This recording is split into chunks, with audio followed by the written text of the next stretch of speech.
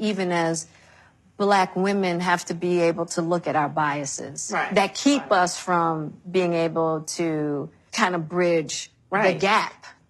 Can we bring Jane out? Is Jane here? For 50 years, Jane Elliott has been raging against racism. I want every white person in this room who would be happy to receive the same treatment that our Black citizens do in this society, please stand. Nobody's standing here. That says very plainly that you know what's happening. You know you don't want it for you. I want to know why you're so willing to accept it or to allow it to happen for others. Jane was thrust into the national spotlight in 1968 with her revolutionary Blue Eyes, Brown Eyes exercise. She separated her third-grade students based on the color of their eyes, giving preferential treatment to one group over the other to teach them what discrimination feels like. The blue-eyed people are the better people in this room. What happened, John? Russell called me names and I hit him in the gut. What's wrong with being called brown eyes? Oh, that's just the same way as other people call Black people niggers. That's the reason you hit him, John? I watched what had been marvelous, thoughtful children turn into nasty, discriminating little third graders. The experiment was extremely controversial and a landmark moment in the study of race relations. What I do looks brutal to white people because that isn't something they have to live with all day, every day. Her no-holds-barred approach forces all of us to confront our own biases. Come on over here and sit. Hi, Jane. Chair, Jane. Hi, Danny. Hi, so pleased to meet you. What do you mean you don't know about being Black? Can you read? Yes, ma'am, I can read. Then why aren't you? Can I say one thing? This is absolutely fair because I saw a tattoo the other day that said, ignorance is a choice. And I said to myself, you know what?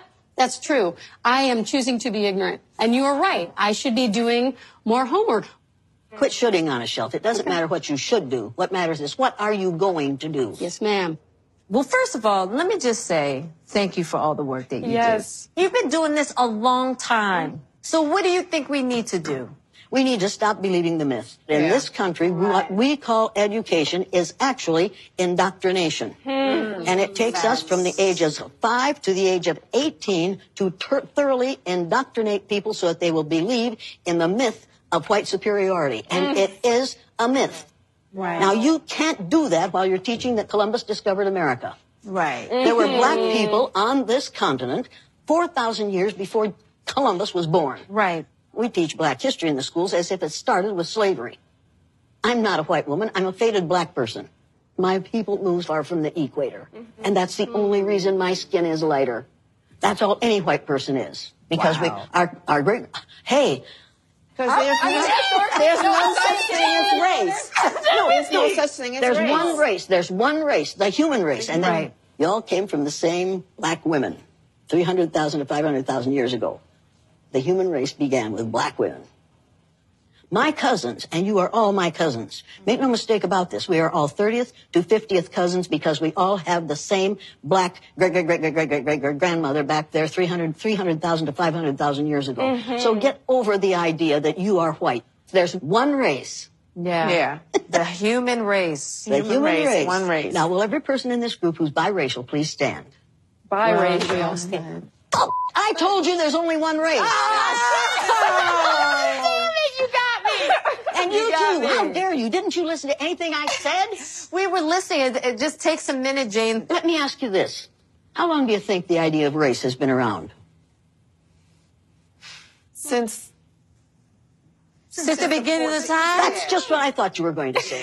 And you are just as wrong as you can be. I was going to say since around the 1400s. Right. It started with The Spanish Inquisition. Before that, race was not a problem, but they found out that they were killing people who were of their religious belief, but they couldn't tell what their religion was by looking at them. So they had to find another way to identify those they were going to kill, so they set upon skin color.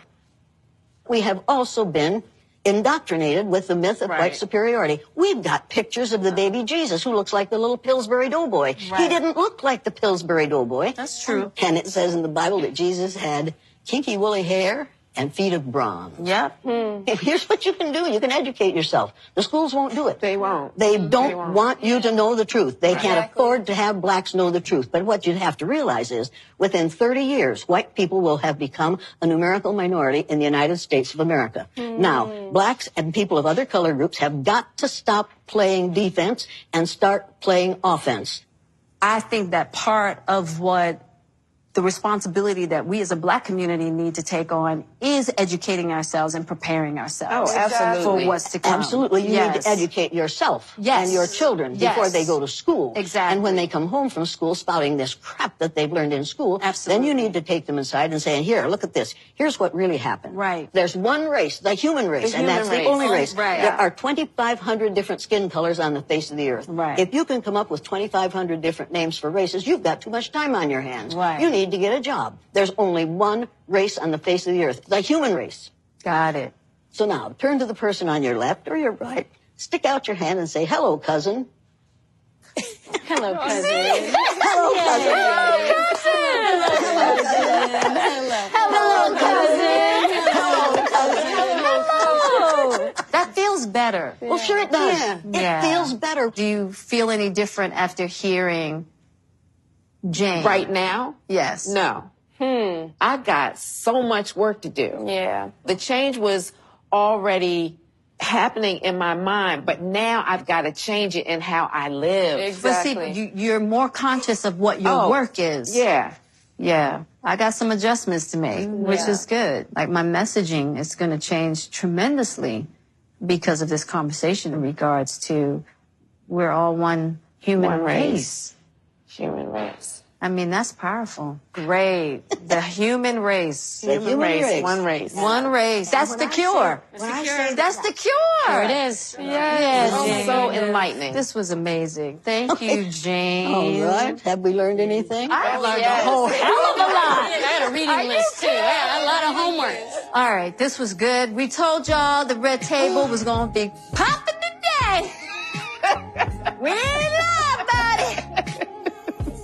That's a wrap.